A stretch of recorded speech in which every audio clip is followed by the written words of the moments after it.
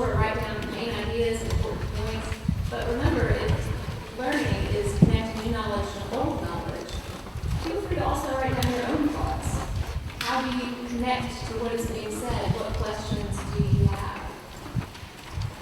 My second note is, well, I'm really glad that you're here, because as you know, your attendance is expected at these events. But we actually expect more than you have simply shown up. We expect you to attend mentally, to attend intellectually, and if I can go this far, to be here with an attentive spirit. My third note is that while I don't know if this really feels like a conversation with one person up here speaking to all of you out there, but it actually is, and particularly if you are engaging with the ideas. It does become that conversation, and at the end of the presentation, we will have some actual time for conversation and dialogue with a question and answer session. So as you are taking notes, you can get ready for that. What questions do you have? What questions might you like to ask? And because this is the first time we are doing this with this group, you're going to have microphones. I have one here to pass around the floor. Professor Wright has one up there, wherever he is. So when you have a question, please just pause for a second and speak into a microphone. We do want everybody to be included, and hearing questions is a really good way for that to happen. So at this time, I would like to invite to the stage Dean Wilmart, who will introduce today's speaker. Yes.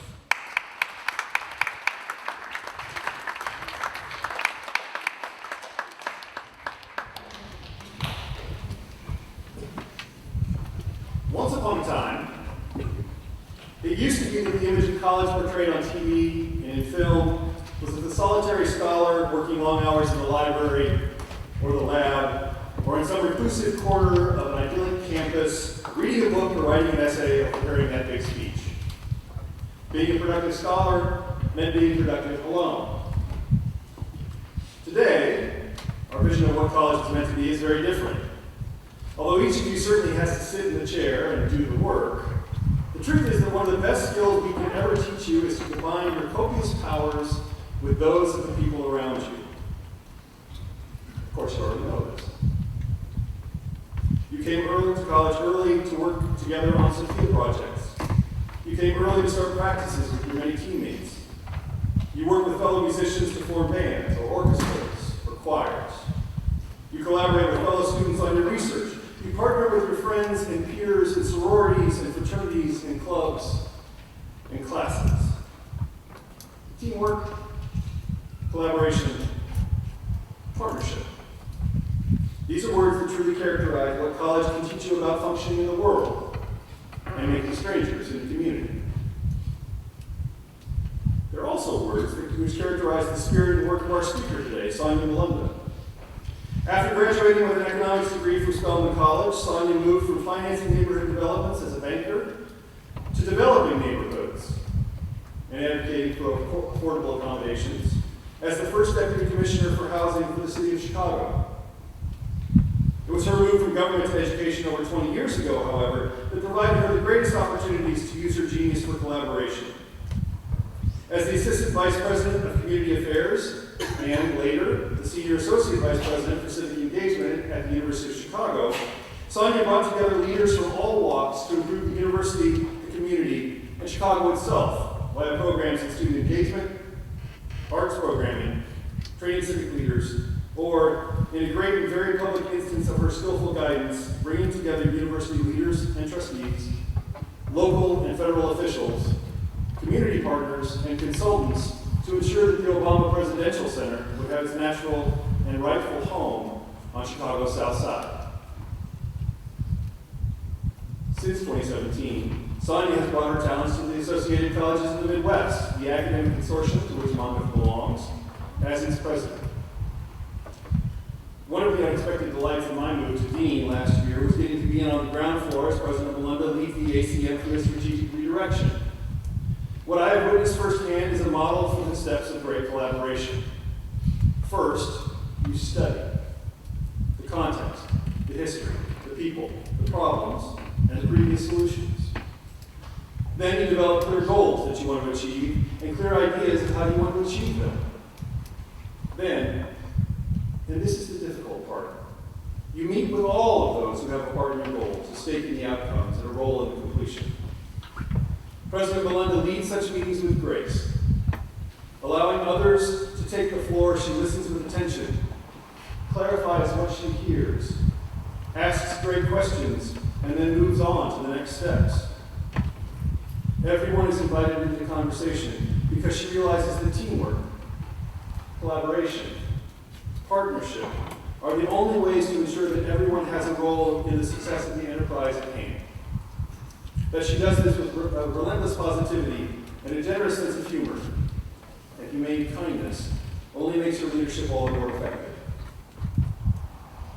Of course, listening hard, clarifying ideas, asking the questions that need asking, and generating a plan that will actually lead to success isn't just what a good collaborative leader does. It's what you're learning to do every day in ILA. And it's one of the things a liberal arts education can teach you, too. President Melinda understands this so well that she took on her role as president of not one liberal arts institution, but in a real way, 14 of them. Her dedication to the communal good that liberal arts education provides has guided the past 2 decades of her career, and it leads her to our stage this morning. Please help me welcome Associated College of the Midwest President, Sonia Malone.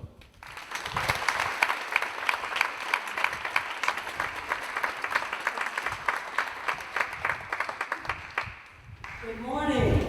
Good morning. Good morning. All right, that's better. Thank you, Dean Wilhart, for that wonderful introduction.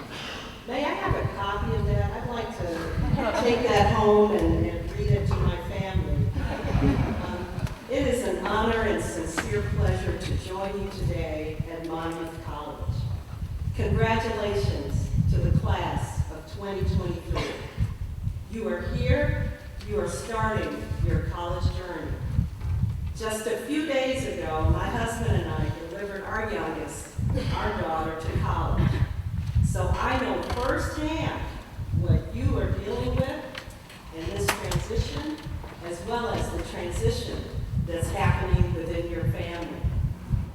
I'd like to recognize President Wyatt and the Monmouth faculty and staff who are here this morning. Thank you for the work you do, preparing, mentoring, educating, coaching, and advising students. I can say with confidence and without any hesitation that the most rewarding career we have is in higher education, because we get to work with students who are here, and we get to help prepare you as the next generation of leaders. In my current role, I've become a learner, traveling on an educational journey, visiting the 14 colleges that make up the Associated Colleges of the Midwest. Collectively, we represent more than 20,000 students, including each of you, and more than 3,000 faculty and staff. Now that you are here at Monmouth, you are not only part of the Monmouth community, you are part of the ACN family, so welcome. Almost 2 years ago, I visited Monmouth for the first time. I met one of your fellow classmates, students, during lunch in the dining hall. We exchanged pleasantries, and I learned that she was also from the south side of Chicago, the same place I call home. I will never forget your colleague saying to me, without a prompt or question, I just want you to know that I love it here. That brief exchange gave me a sense of community and comfort, because I was new to the ACM. I hadn't spent much time in rural America, and I was new to Monmouth College. Before that, quite honestly, I was filled with anticipation and energy, but also self-doubt and the fear of the unknown. But your colleague and the other 13 colleges that make up the ACM reassured me that I had made the right decision. I'm sure you're experiencing some of this as well. The newness, I would call it. That statement, "I love it here," ties beautifully into the theme of your course, self, stranger, and community. And I would emphasize the word "and." These three terms, self, stranger, and community, are not disconnected from each other. In fact, they are very much connected. Let's unpack a bit in this course today: self, stranger, and community. But first, let's start with a few definitions. The self can be defined as a person's essential being that distinguishes them from others, or whose consciousness of one's own being or identity.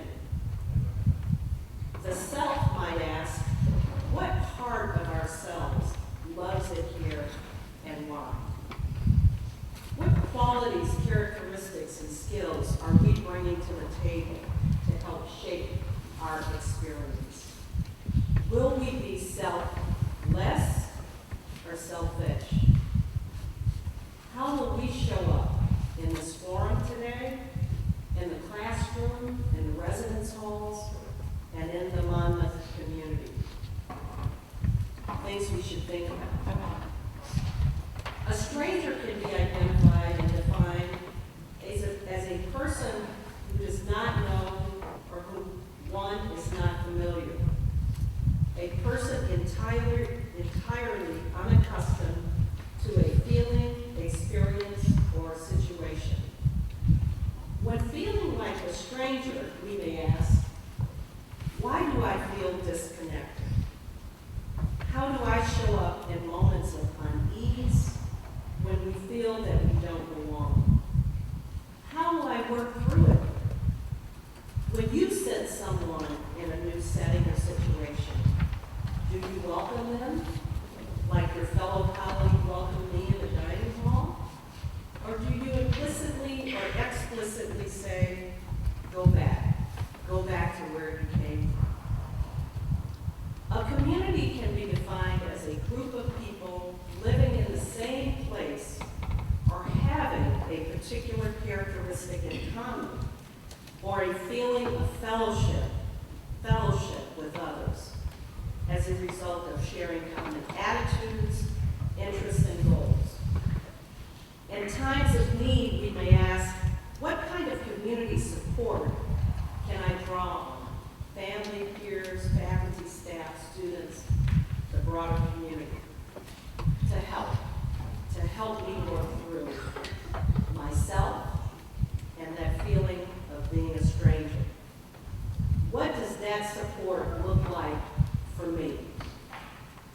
These are questions that ultimately guide you to knowing who you are, knowing where you came from, and knowing what your needs and wants are. By continuously searching for the answers to these questions, you are actively learning about the boundaries and limits of yourself that in turn inform your role and place on this campus and beyond. To toss out definitions and understand self, stranger, and community is one thing. To apply these meanings to your experience and perspective is another. I'll offer you in my talk today my applied understanding. One inspiration for my remarks can be found in the words of the poet Carl Sandburg, who spoke a few miles away at Knox College in 1937.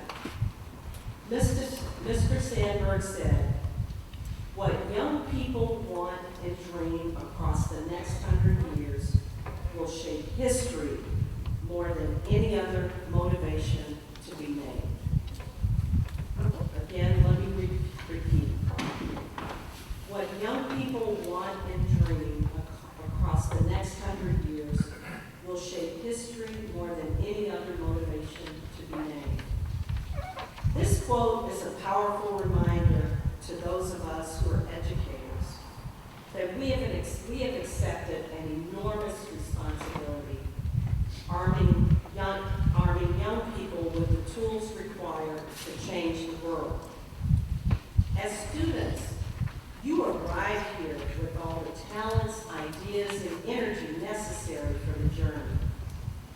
Your time here in Monmouth gives you a unique opportunity to pause and reflect, to speak, to listen, and to learn.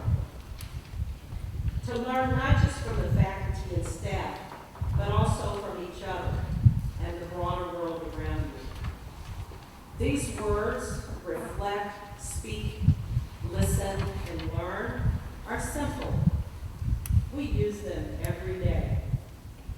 But let us think about these words in the context of a liberal arts education. Let us examine them in a society that has increasingly found it all but impossible to reflect, speak, listen, and learn from each other. We have a great need, perhaps now more than ever before, to equip members of our campus communities to speak with candor, clarity, and patience. Ideas will not be heard if we cannot find the courage to express them and the words to do so in a way that others can hear. Monmouth and other liberal arts colleges challenge you to consider topics, including your own opinions and beliefs, from multiple perspectives. Further reflection, broader perspective, and more evidence may require a change of mind, and in some cases, a change of heart. Here on campus, you can surround yourself with people whose ideas, perspectives, and life journeys are different from your own.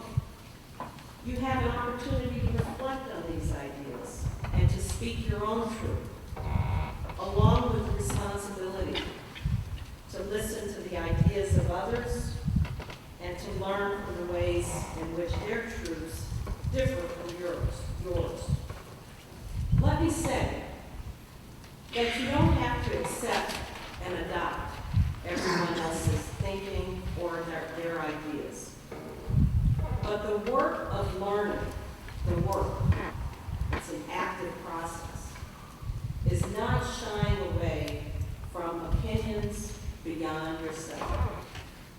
That is why you are here. That is the purpose of a liberal arts education. I know, looking around this room, that you will treasure it and take it very seriously. You will take it into the world as you build friendships and careers, families, and communities. You will be ever more successful and fulfilled if you cultivate and empower yourselves to cultivate these habits now to last throughout your lifetime.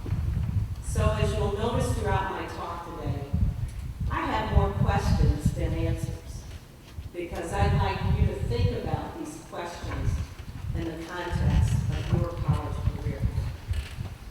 So I offer you a few challenging questions as you consider yourself. How will you engage in civil and constructive discussions that consider different points of view? How will you approach someone who has an opinion radically different from your own? Will you ask clarifying questions with an open mind and genuine curiosity? How will you balance the need for open and courageous discussion with the need to protect someone whose specific experiences make them vulnerable? Will you try to achieve mutual understanding? Or, I'll say, in some cases, it's okay to agree to disagree. When I look at the level of public discourse happening today in our public, economic, and social issues, I am tempted to be disappointed. But when I look at you here today, when I look across this room, I see in you all of the energy, ideas, and commitment needed to bridge this great divide. I see that Monmouth is providing you with the kinds of experiences, such as this first-year experience, that will equip you and your community to find a better way. Again, as poet Carl Sandburg said, what what young people want and dream across the next 100 years will shape history more than any other motivation to be named? Well, friends, in 2019, you are those young people. I applaud the summer reading that you're doing through Becoming a Learner by Matthew Sanders. I joined you in your summer reading. I completed my homework assignment. You will hear references to Becoming a Learner throughout my talk. This course and other avenues give you a forum to engage in important and difficult conversation. Take advantage of these educational resources to sharpen your communication and listening skills, and to be open. Just open up a little bit to learn from different perspectives. In my own life, some of the most memorable times have been those moments of openness to others, to the occasional discomfort that comes from a new idea or experience. When I was in business school at Northwestern, I helped organize potluck-style discussions between Japanese and African American students.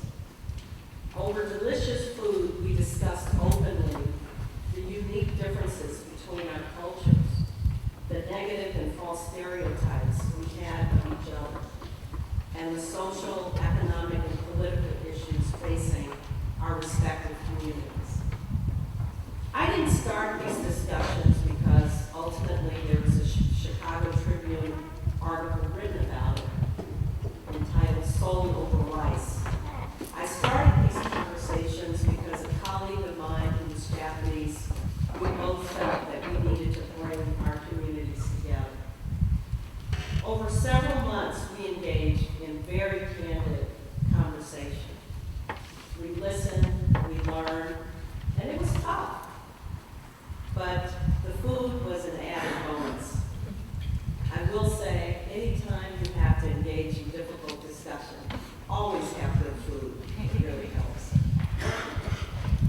Through these difficult discussions about race and ethnic issues and false stereotypes, we began the process of building a bridge to understand each other. And we've actually learned that we have a lot in common.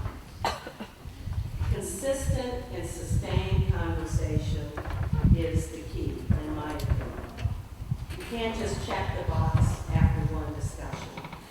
It's an ongoing process of learning, communication, and self-reflection. And sometimes you have to check yourself. In Becoming a Learner, Matthew Sanders writes, and I quote, "When you focus on who you're becoming, you will recognize that college is a time of preparation.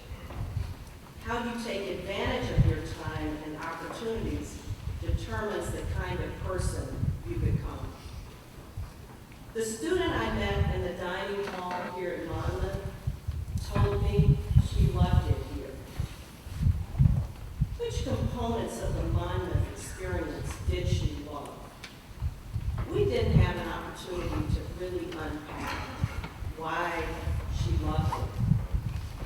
But it was clear to me that she had become a learner, that through her first year experience and her matriculation here to college, she grew to love the environment because she empowered herself.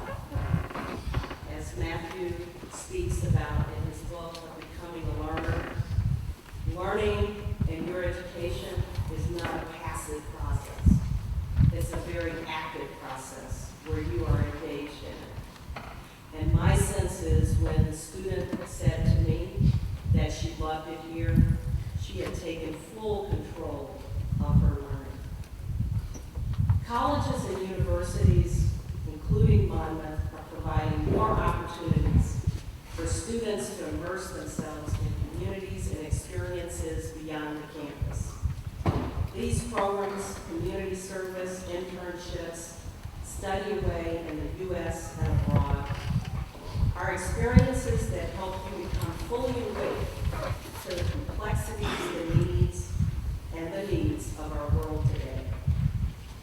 In your recent college magazine, I read about a transformative program connecting Monmouth students who were interested in becoming teachers in rural settings.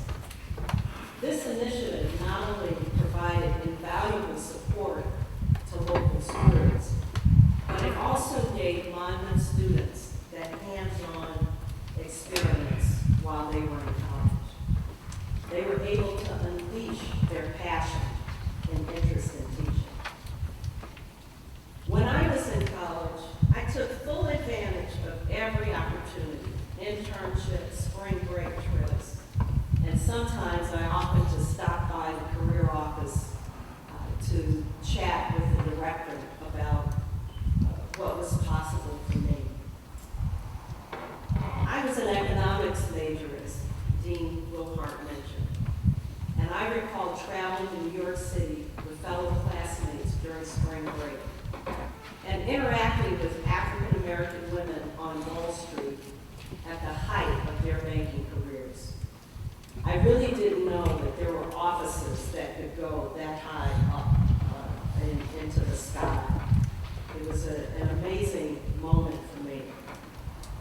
We asked questions about their careers, their success, their failures, and that particular experience was enlightening for me because I was able to meet and engage Black women in a corporate setting who looked like me.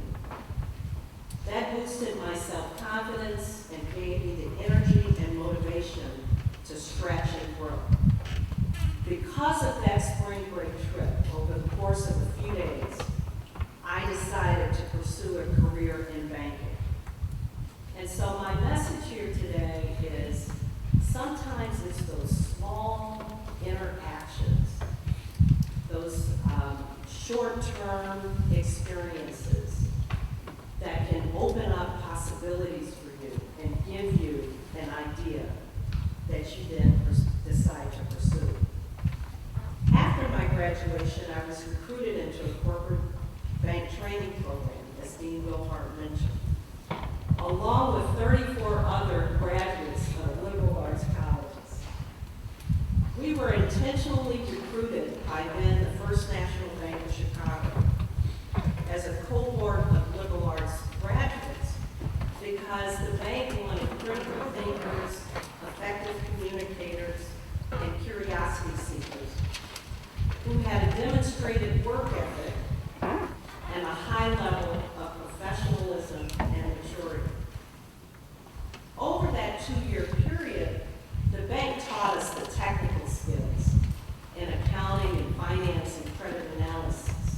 And then we were assigned to various departments in the bank where we became more specialized. We transitioned from being generalists to specialists. In my case, I went to a commercial real estate group where I worked as a credit analyst analyzing the financials of major real estate developers. I worked on teams, and you'll work on teams, not in a silo, but in teams, financing commercial properties such as hotels, office buildings, and shopping malls across the country. In your reading, Matthew Sanders writes, and I quote, "Upon graduating, it isn't your knowledge or skills that make you valuable. In fact, you will very likely be the least qualified and experienced person when you start your first job." It's a lesson that every college graduate quickly learns. Therefore, your greatest value lies in your potential, your character, and knowing how to learn. End quote. I can certainly attest to that. In my experience working in the bank, they didn't hire me because I was a hotshot credit analyst coming out of college. They hired me, as Mr. Sanders wrote, because of my potential, my character, and my ability, my interest in being an active learner. Now, as I embarked on my banking career, everything happened fast. Within a 4-week span, I graduated from college, moved to a new city, and started a bank training program. I was exhausted by all of the change, the sudden change. I felt like a stranger, new to the big city of Chicago. I grew up in Memphis, Tennessee, so for me, Chicago was a very large city. New to the corporate banking world, where frankly, I didn't see many people who looked like me. And so, to be honest, I struggled and questioned if I had made the right decision. As I reflect on this time in my life, I certainly had some self-doubt. I had to ask myself, is this what I'm passionate about? Working and analyzing credit for major real estate developers? Is this where I can make a difference in the world? What do I want to do with my life and my skill set? Well, I concluded at that point that I love the financial analysis. I enjoyed crunching the numbers. I would trade that professional development a bit. But I asked myself upon closer examination and self-reflection, how can I package this? My education, my work experience to that point, to make a greater difference in the lives of others. That's when I transitioned from the corporate sector to local government, and I began financing, as Dean Lockhart mentioned, affordable housing in Chicago. This experience helped me become more comfortable with a big city. I felt less of a stranger. Chicago started to grow on me, even after blizzards, snowstorms, and windy weather conditions. While in local government, I traveled and discovered the unique, ethnically diverse 77 communities that make up Chicago. And I learned firsthand from community leaders and activists and builders what motivated them and what the issues were. This is where I discovered my passion and interest in partnership and collaboration.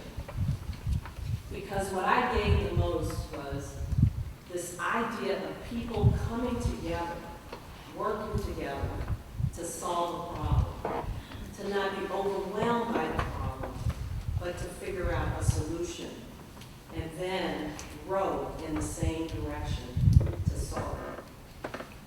So my life has been more like an 8-lane highway instead of a narrow road from point to point.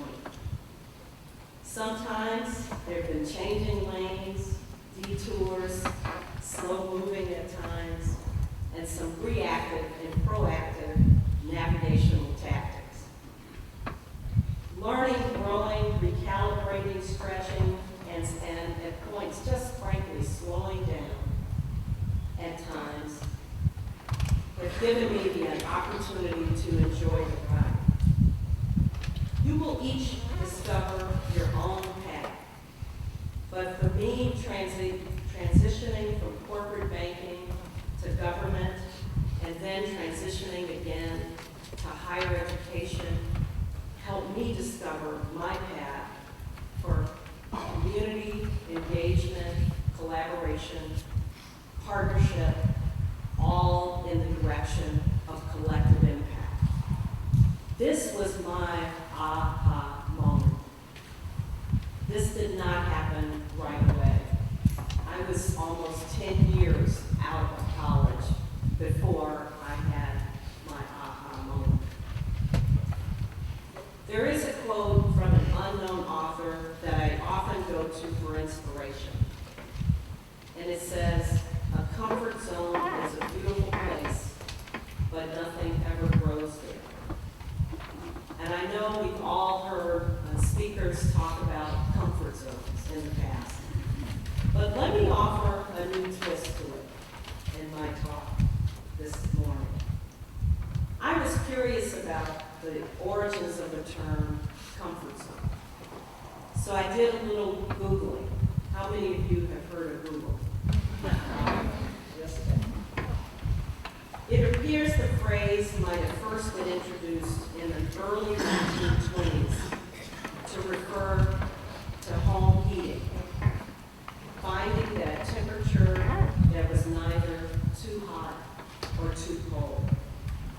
It wasn't until much later that comfort zone began to be used metaphorically to describe our psychological state. Comfort zones are important. We need a place to go to for sustenance and reflection, to replenish our energy and restore our foundation.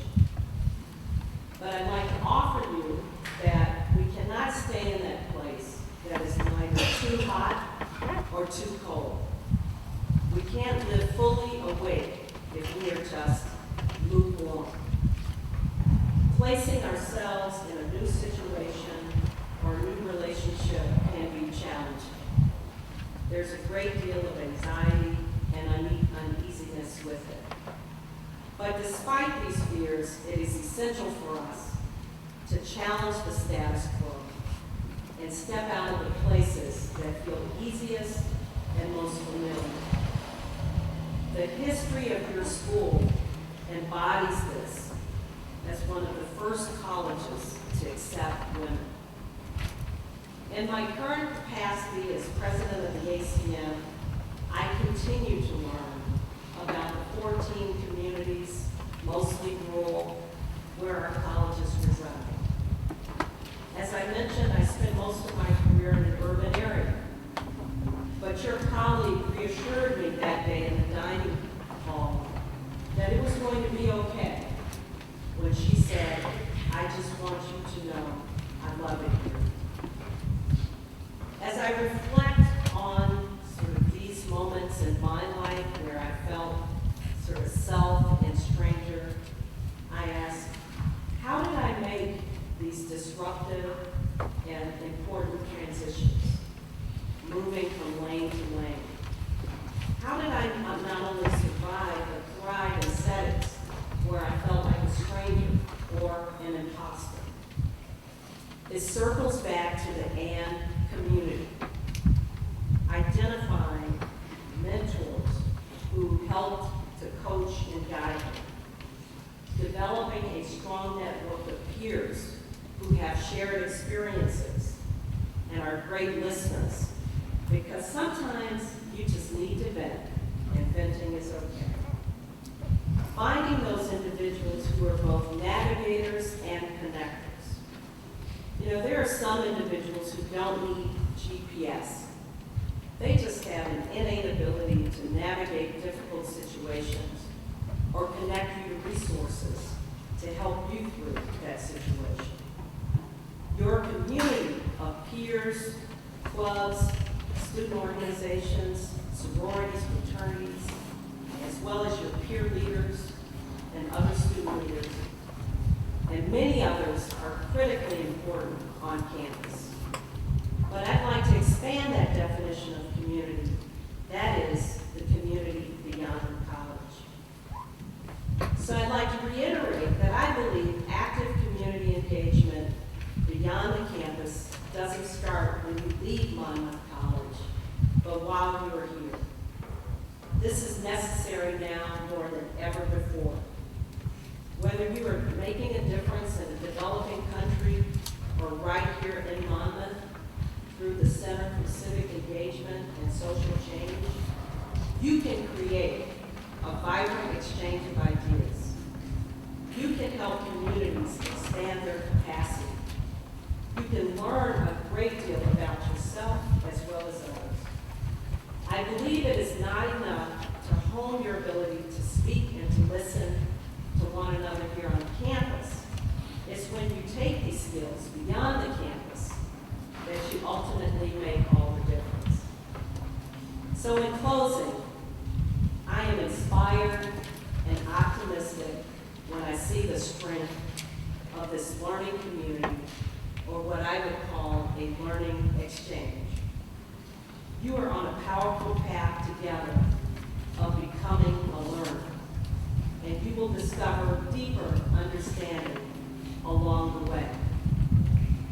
As former First Lady Michelle Obama wrote in her book entitled Becoming, and I quote, "For me, becoming isn't about arriving somewhere or achieving a certain aim.